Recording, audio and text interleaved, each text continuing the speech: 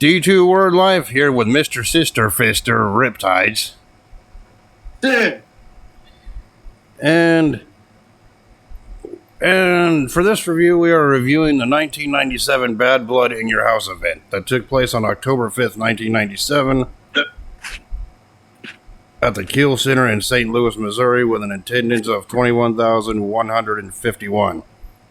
A record-breaking 21,151. Now, the reason why this event is so memorable in everyone's mind is because this was the event that had the first ever Hell in a Cell match, main event between Undertaker and Shawn Michaels. It was also the very first Bad Blood. And it was the very first Bad Blood event, which there's been 3 Bad Blood events, and they're going to bring it back at time of recording in October of 2024. Yes. But yeah, and here's a significant fact. Every single Bad Blood pay-per-view event has had a Hell in a Cell main event. That's tradition. So it wouldn't surprise me if this year's Bad Blood event at time of recording has a Hell in a Cell main event. Probably. Seems appropriate to carry on that tradition. Yeah. 20 years after the final Bad Blood pay-per-view occurred. Alright? Yeah. And the commentators for this event was Jim Ross, Jerry Lawler, and Vince McMahon. I think this was the final pay-per-view Vince McMahon did commentary before doing a backstage and on-screen owner role. Yeah. Anyway, the first match of the night was the Nation of Domination, which was The Rock, Kama Mustafa, and D'Lo Brown taking on L.O.D. the Legion of Doom What a rush! taking on the Legion of Doom, Hog and Animal in a 3-on-2 handicap tag team match. Originally, this was supposed to be a 6-man tag team match, but Ken Shamrock, who was supposed to team with the Legion of Doom, was taken out due to injury. Yeah, but he was, like they said, he was ready to go. Yeah. So, what do you think about this? What are some spots that stood out in this opener handicap match? Do you? Literally, the Legion of Doom fucking said, if you think that we're afraid to go 2 against 3, you're fucking wrong. And yeah, when Animal was in the ring, he took most of the freaking beating before trying to fight back to get that tag to Hawk near the end of the match. Yeah, but it was mostly the Legion of Doom that was taking advantage of the Nation of Domination. Yep. Which is now later known as the Bloodline. Yep. The Nation of Bloodline. Whatever. And at one point, we seen Hawk apply a chin lock to one of his opponents, which would make the Wrestling Bios guy very happy. You know who that is. Simon Miller. No, it's not Simon Miller. We don't know who the Wrestling Bios guy is.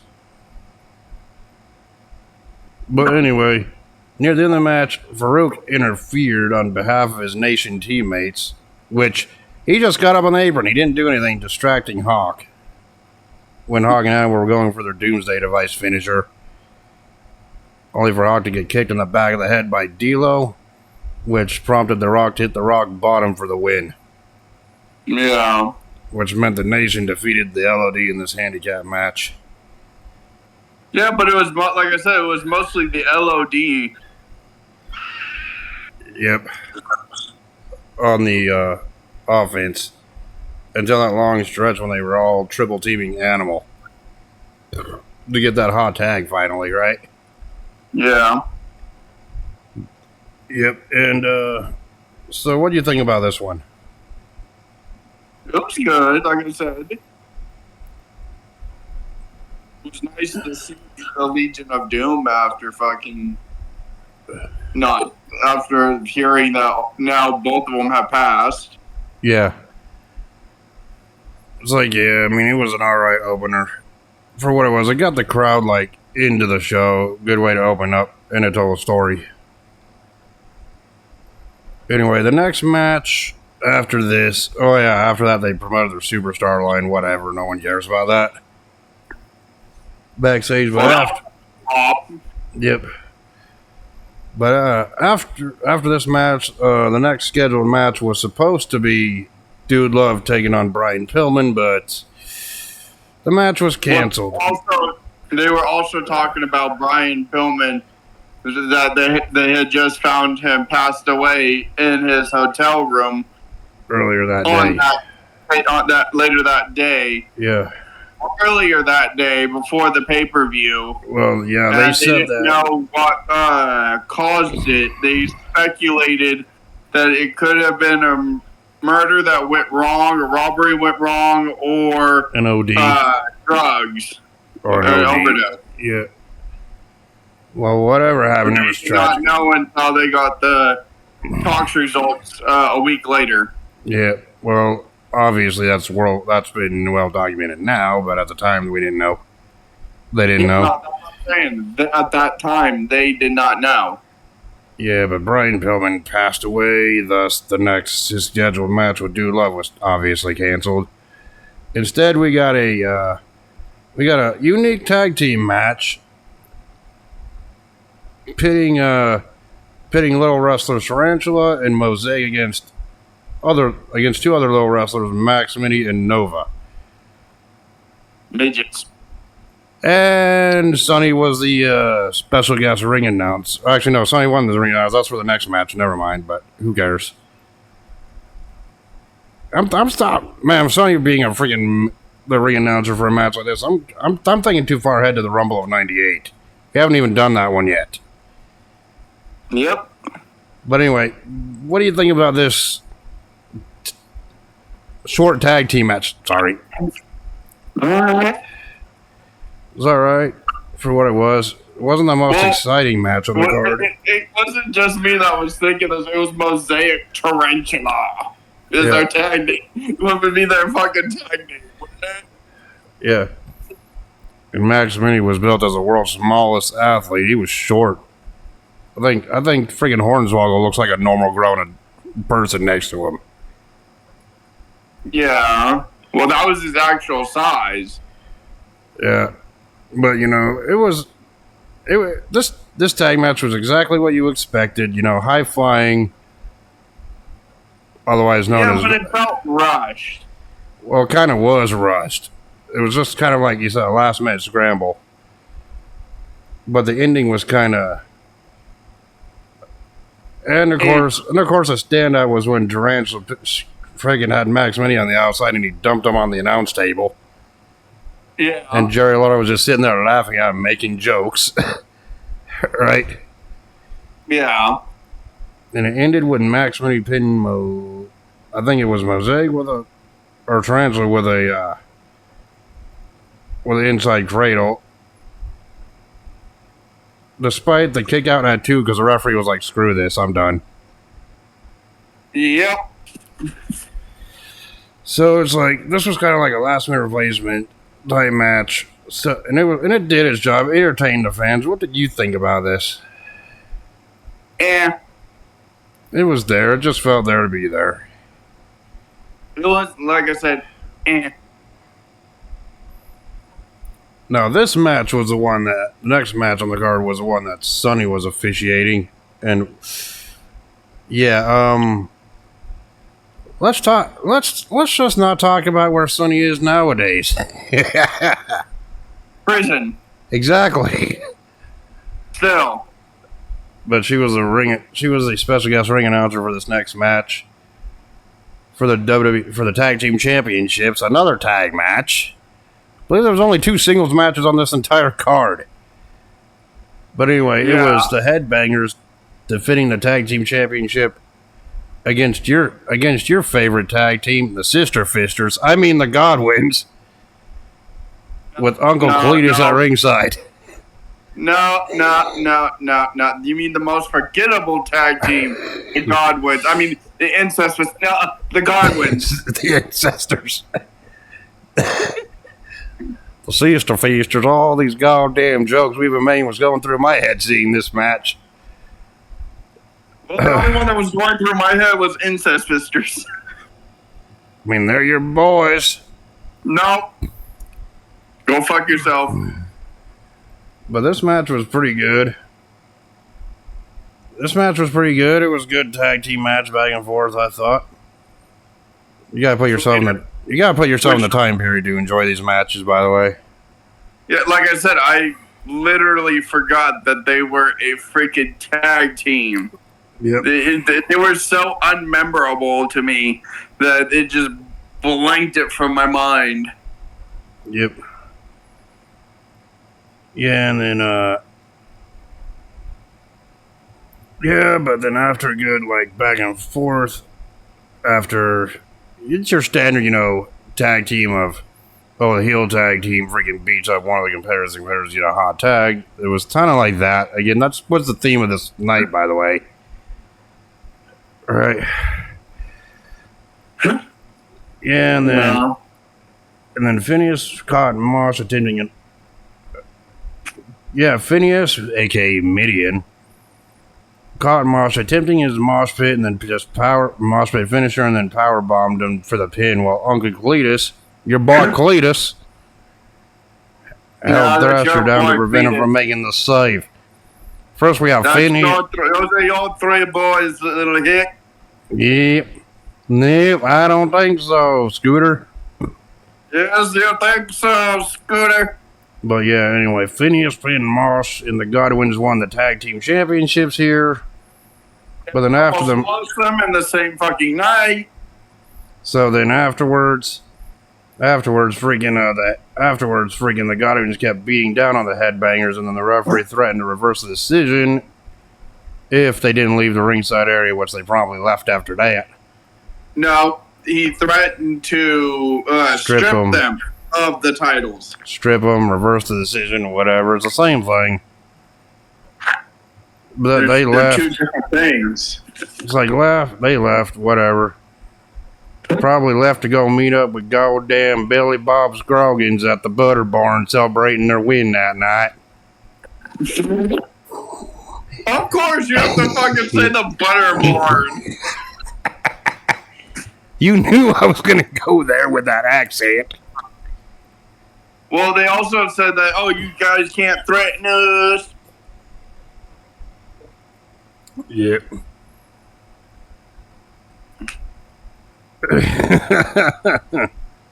But anyway, the Godwins won the championships here.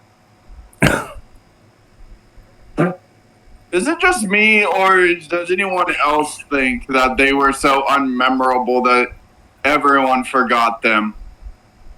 Please let us know in the chat. Well, I remember who the Godwins were only because of Phineas. Because I know he was associated with that team, with Henry. Yeah. Back in the day, but other than that, it's like, I never really watched a whole lot of Godwin matches growing up. You know what I'm saying? Yeah, but the thing is that they were all unmemorable. Oh, they were memorable for this review. Of course, following that match, a legend ceremony was taking place for the NWA wrestlers. It was Terry Funk, Dory Funk, Jack Briscoe, Harley Race, Gene Knitsky, and Sam McCusick.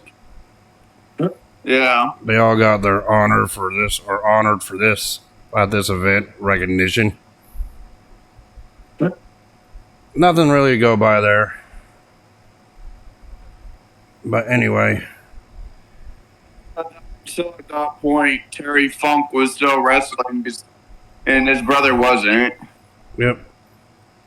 Shit, Terry Funk was wrestling up until a couple years before his death last year. Yeah. So yeah, Terry Funk had a little over 20 years after this thing, after he got honored here, before he called it quits. They don't call him middle-aged and crazy for nothing. They don't call Back him then. the Funker for nothing. Yep. Anyway, after that was all said and done, the next match on the card was the Intercontinental Championship Tournament final match, pitting Nation of Domination leader Farouk against Owen Hart. With guest Stone Cold Steve Austin. With a guest at ringside, Steve Austin, who was supposed to hand over the championship to the winner of this match. And he was messing around with the timekeeper's table, going to each commentary table and spewing and going around talking on the microphone headsets there too. Just, Funny as hell. being funny, just totally taking the focus off the match that was going on in the ring, which I hate to say it for Owen Hart and Farouk match. Both are great wrestlers, no doubt. But this one didn't really do it for me. Because it was kind of the standard, like, go through the motions thing because Austin was outside. Owen Hart is also your favorite member of the Nation of Domination. We're not going through this joke again like we did months ago for the King of the Ring review. It will never die. But the reason the Intercontinental Championship was vacated was because of Austin's neck injury that he sustained at the 97 SummerSlam against Owen Hart. Hence, Owen Hart came out wearing that Owen 316 shirt. Well, yeah, that's because he botched the pile driver. That apparently, which he was told not to do. Yeah. After the setup was failing, and yet he did it anyways. And it was because of that neck injury that Austin sustained that would kind of prematurely end his career, like short years after this. Because he retired in 2003 due to his injury, specifically his neck. Yeah, but he still wrestled after a while, but he had re-injured his neck. Yep. When he fought The Undertaker. And after about a standard...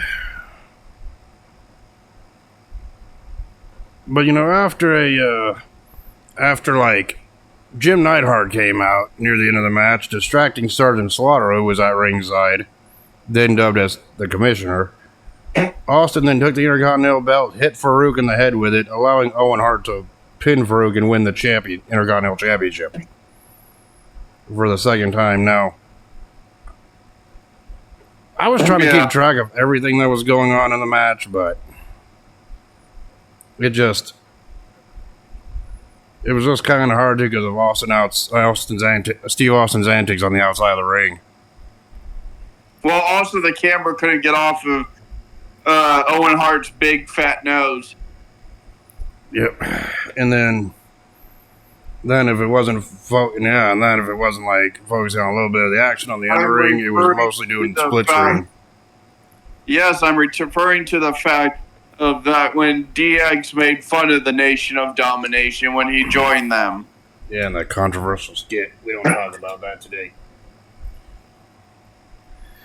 But anyway, everyone was surprised. Like, why would Austin help then his storyline enemy, Owen Hart, to win the Intercontinental Championship? It was very simple. Austin wanted to be the one to beat Owen Hart for that belt to get revenge. Exactly. Simple enough. And of course, Owen Hart was saying, I won on my own. Bullshit, you did. No, if Austin didn't come in and hit Farouk in the head with a belt, who knows? Maybe Owen could have beat him on his own, but we never know. Right? It was Farouk all the way through the freaking match. Hey, Owen could have made a comeback at the end. We don't know because of the interference. I don't think so. But I just felt like the match itself, if you minus all the interference or minus the Austin antics that they kept cutting to me it just felt like I said, to me it just felt like paint by the numbers freaking type match. Didn't really feel like anything special. It was setting up Austin v fucking Owen again. Yeah. Because it was, I think, that SummerSlam? No, it was at SummerSlam that Owen and Austin fought each other where Owen accidentally broke Austin's neck. Then they fought each other again at Survivor Series the month after this. Yeah, no, Survivor Series. That's where it was, because it was in his hometown of Montreal, Canada, or his home country at Canada. Yeah. But anyway, the next match on this card was freaking an 8-man tag team match consisting of the DOA versus the Los Boricuas.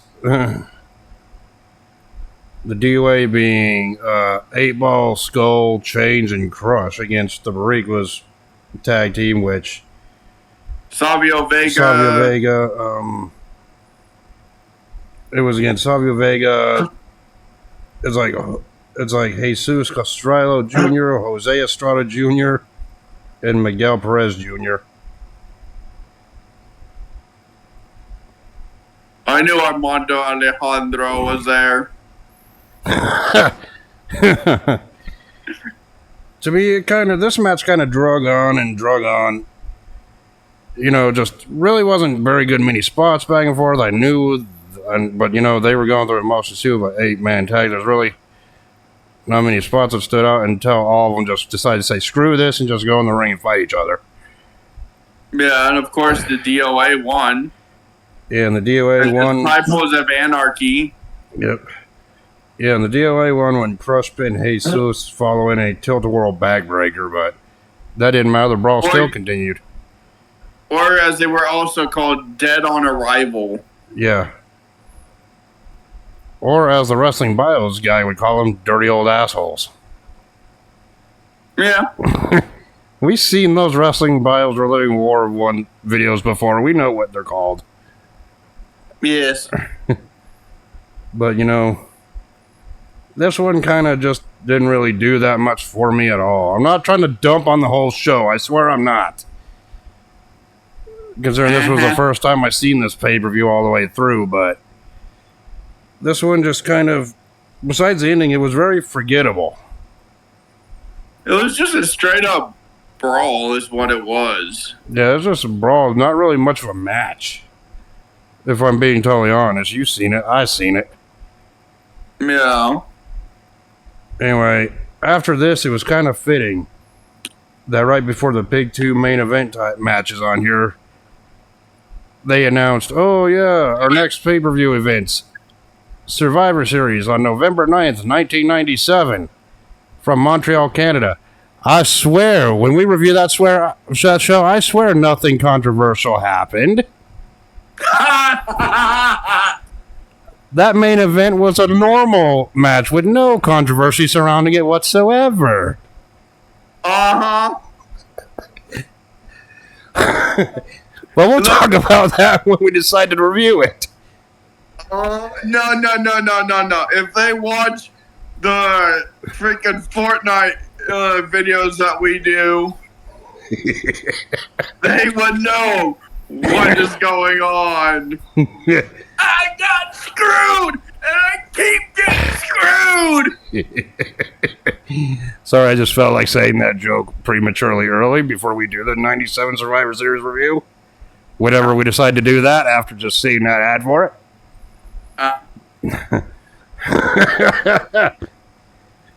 But anyway, the next match. That was a Montreal screw job. Yeah. But we'll talk about that. Bret Hart was going to go to WCW. Yep. But we'll talk about that more in detail when we do the 97 Survivor Series review. Yep. Anyway, right now we're focused on the last 2 matches of this Bad Blood event. The pre-main event, or the semi-main event, whatever you want to call it, was the British Bulldog and WWE Champion Bret Hart taking on Vader and the Patriot in a flag match, which, let's face it, it really wasn't a flag match. It was more like a regular tag match because the match ended by pinfall. Well, they added the stipulation of it could be pinfall, submission, or grabbing their respective countries' flags. Yes. Which there was one pole with the Canadian flag on it and one pole on the other side of the ring with the American flag on it. Yes. And is it they just... all had maple lube.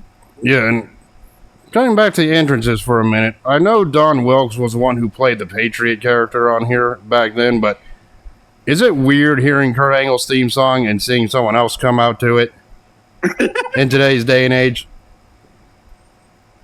I bet that threw you off when you heard that. Well, that wasn't... Kurt Angle wasn't even around back then. I know, but it still felt weird to hear that theme song and Angle not coming out to it. You're like, here comes the boss. Wait a minute. Who's this guy under a mask? Right? Yeah. But anyway, the match was very physical back and forth, especially before the match even started when they were beating each other up on the outside of the ring, around the entrance ramp and the ringside. Well, they were beating the shit out of each other with their respective flags. Including the Patriot getting the American flag pole broken over his back by Bulldog. Yeah. Yeah, and then... And then Bret Hart did it. Later on in the match, Bret Hart did his finger four leg lock on the ring post of the Patriot, which that always looked like a painful spot. Right? Yeah. And, you know, after some back and forth between the two, this match could have gone either way, honestly. This is one of the matches I think you should see, not because of the gimmick, but because of the intensity of everyone involved in this match. Freaking in the end, it was Bret Hart who won when he rolled the Patriot up, holding his tights for the win, by the way, and taking the win for he and Bulldog here. Well, they were both holding each other's tights. Yes. So it's like, oh yeah, and apparently there was two fans that tried to interfere in the match as well, but they were taken away by security. Why WWE kept that in their footage? I don't know why. Which is one thing I am against. If you're a fan at a show, watching it show live, don't jump in the ring. That's just going to give you legal trouble. That's just going to give you legal trouble. Well, those two fans got banned from WWE for life. Yes. That'll just give you legal trouble in the long run. As someone who goes to indie wrestling shows myself, I would never dream about doing something that stupid. Uh-huh. You always think, should I do this? Should I do it? It's like, yeah, no. Yeah, no. Yeah. No. Actually, no, because I have common sense. You, on the other hand, I'd be slightly worried. Oh, really? You laughing at me? At least I don't freaking get offended by a meme I see on Facebook. What meme? Oh, most memes that these freaking young Gen Zers get mad about. But, off topic. Off topic. No, we are not discussing that at all, period. But anyway. Next review. What triggers everyone? Starting with case number 1. What triggers D2, Bush Ranger? I am not triggered by that abomination. But anyway, going back to topic, what do you think about this flag tag team match? Well, they had to freaking do the pinfall because I don't think Vader was going to fucking get his fat ass up there. And I guess Don Wilkes or the Patriot, whatever you want to call him, was suffering knee injuries, couldn't really climb either. Because he had already faced Bret Hart the week before in a submission match. Yep. And got his legs injured. And Bulldog looked like he had an injured knee going in because he was wearing a knee brace too. Well, he faced Vader, I think, or someone else. Yeah, he faced Shawn Michaels at the One Night Only show, UK exclusive show. DX, Triple H, China, and Rick Rude busted up his knee. Yep. Like, the only one that was probably capable of climbing the pole and retrieving the flag would be Bret himself, who probably wasn't too keen on doing that. No. Was this the best Bret Hart match I ever seen? Hell no. But it was there. Was leading up to the most temperamental fucking match that there is? Yes, it was. Yep. I mean, this match told the story because both of them were like at each other, like they hated each other's guts, like both of them owed each other money or something. Right? It seemed like both teams had something to prove. Well, this was also where he was saying, he never wrestled in America. He was better than Americans. Yeah, this was a phase in Bret Hart's career where he was a heel in the United States, but a face in Canada. Yes. With that whole Hart Foundation that he had. Yes. But, you know, this match is like, it was good. I think this was the best tag team match of the night, but that's not really saying much. Look at the competition that it had on this show that we already discussed. Right? Yeah, the Godwins. Your boys. Anyway. No, they're your boys. But anyway, that brings us to... But after that brings us to the main event, which was the first ever Hell in a Cell match between the European champion Shawn Michaels and The Undertaker in a non-title match, but it was much bigger than that. This was also, what fans don't remember about this Hell in a Cell match, that it was also a number one contendership match. Debut. Hey. We'll get to that when we get to that. I'm just saying, the match stipulation, not only was it a Hell in a Cell match, but here's the part of this match stipulation that people don't remember. It was also a number one contenders match for the WWE Championship. Yeah. Where the winner would go on to face Bret Hart for the title at Survivor Series. Yeah, but it was also, if you remember, the lead up to Undertaker versus Kane. Yeah, that would occur. Because Paul Bearer kept fucking nagging it on, saying, "Oh, you need to face your little brother. You need to face your little brother." Yeah. But anyway. King, my son, you need to obey me. But anyway, Shawn Michaels cut a promo backstage, one of his most famous ones, saying that he's tough as nails, and he pretty much was a showstopper, the headliner of the main event at the time. One of his most infamous, famous promos that is replayed in packages these days, talking about Shawn's career. And then before the freaking cage even lowered, they literally had Sergeant Slaughter and the referee there look under the ring, make sure nobody was under there. That was a nice touch to make sure it was one-on-one. Well, they wanted to make sure Rick Rude, China, Triple H, and everyone, or no one was at ringside, or no one was there. Yes. But anyway, Shawn made his entrance, ever flamboyant. Taker came out, spooked the hell out of Michaels by making the lights suddenly go on, right at the corner, go off at the corner. And with the cell completely down and Triple H, China, and Rick Rude gone, which I look at Triple H being out there, I'm like, yeah, poor bastard doesn't even know that later on he'd be a veteran of these type of matches at that time, right? Yeah.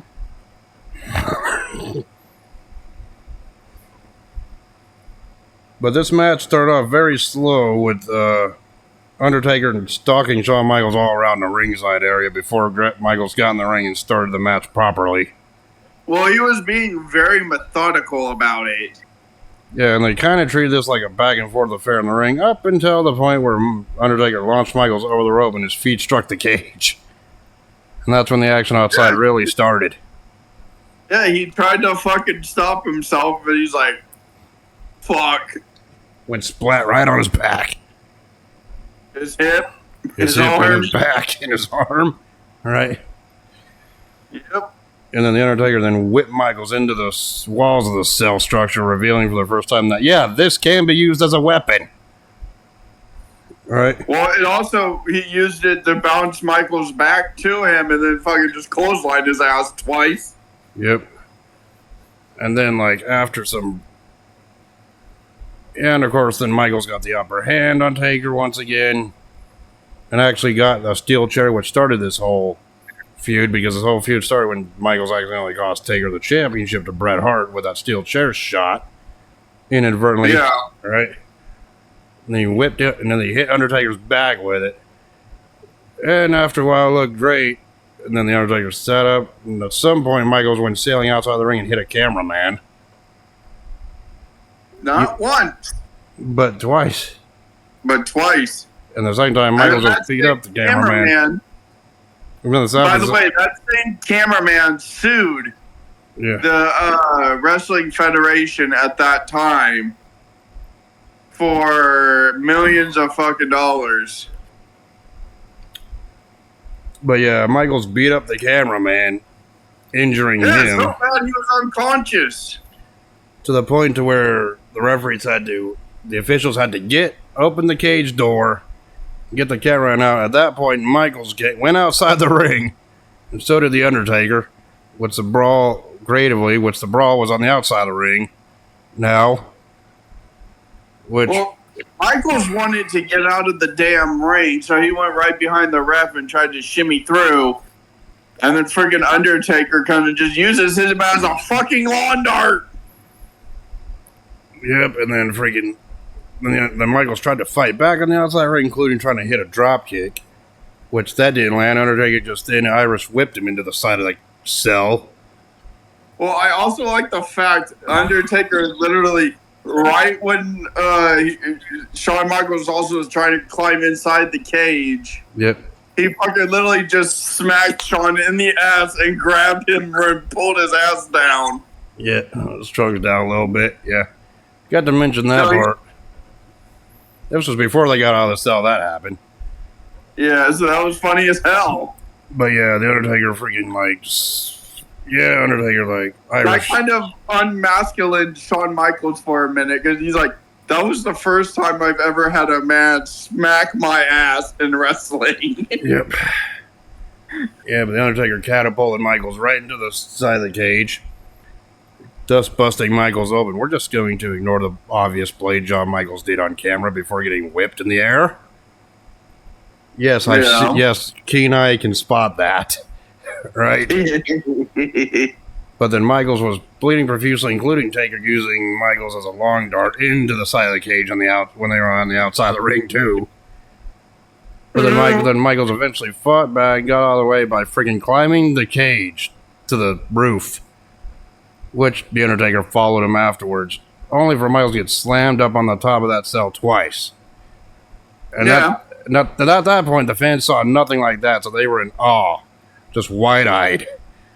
Right? You gotta remember, this was the first Hell in a Cell match, right? Yes, and then they saw the most brutal fall. Hell in a Cell. Like, less than a year later. But then Michaels tried to get down from the cell on the other side of the cage, only for Taker to stop him and step on both of Michaels' hands, thus making him go sailing through the Spanish announce table. Yep. Shit.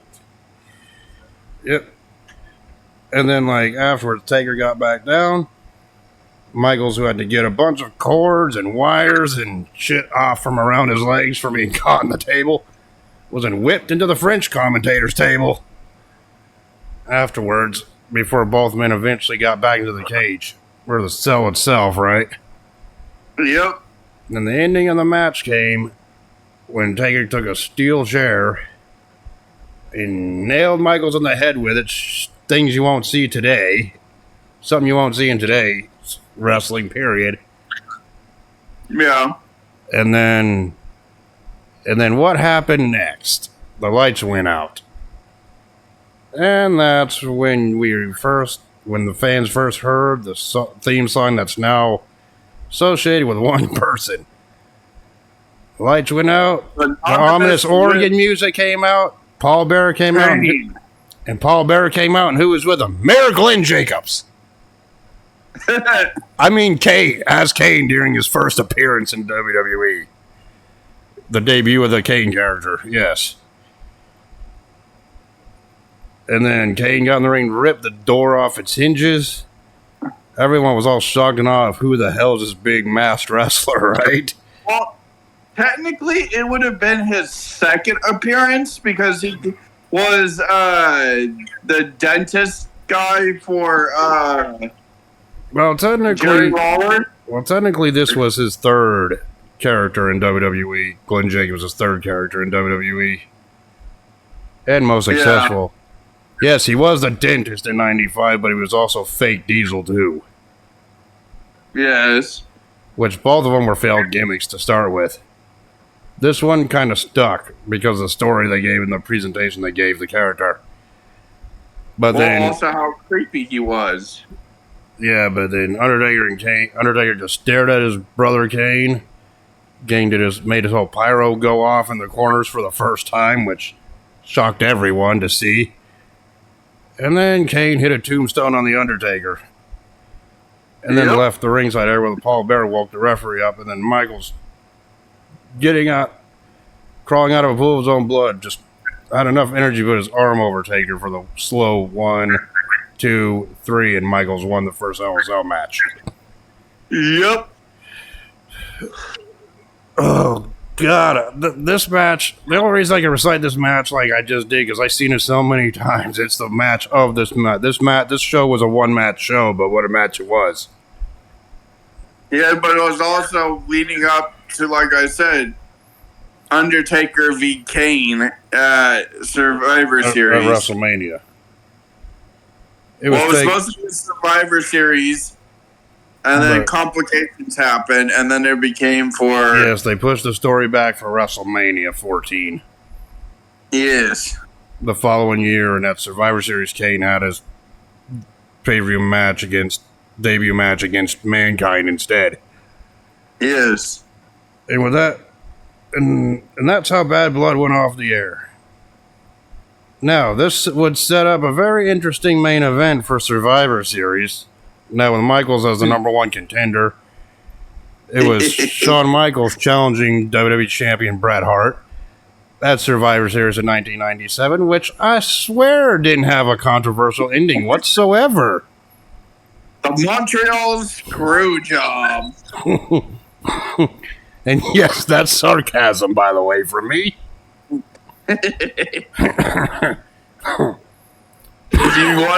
you want to see those clips, go on his YouTube and look at the Fortnite beating that I give him in Game of Pain. Well, the Fortnite screw job.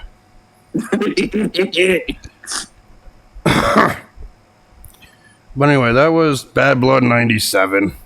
I know we didn't go into detail about all matches, but if we did, every match seemed to me like the same. Besides the Owen Hart Farouk match in the main event. Because most of it was tag match heavy. Yeah. So, here we go. Let's give our star ratings now. The opening contest with the Nation of D'Lo Brown, Kama Mustafa, and The Rock, then known as Rocky Maivia, defeating the Legion of Doom, Hawk and Animal, and handicap match. Yeah, I would give that about 3.5. I'd give it a 4. Yeah.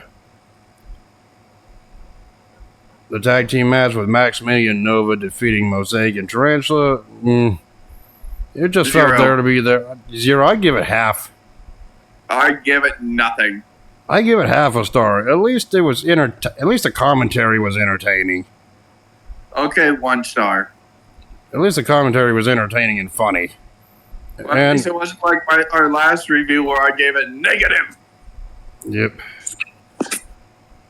Your boy is the Sister Fisters. I mean the Godwins, which was Henry and Phineas defeating the Headbangers, Moss and Thrasher, to win the tag team titles. First of all, you got it wrong. It's Incest Fisters. Anyway, whatever. I give this one a 2 out of 5. And I give it a half. Yep. I mean, it told the story it needed to tell. I just felt like it could have used more. You know what I mean? Yeah. Owen Hart defeating Farouk to win the vacant Intercontinental Championship with the Steve Austin antics on the outside. I hate to do this to an Owen Hart match, but I have to give it no more than 2. I say 3. Only because the focus wasn't on the match itself. It was mostly because of Steve Austin's antics on the outside, plus the That's why I gave it a 3. finish. I like the antics more than his wrestling. Yeah. But, either way, that was another championship reign under Owen Hart's legacy, so there it is. that'll live forever. Right? Well, that's also because that I think following pay-per-view, he literally, or a year or so after, he literally died. Yeah. A little under, near 2 years later or some point. That's why I said a little over a year or so. The DOA defeating Los Maricuas in an 8-man tag. It just felt there to be there. 2.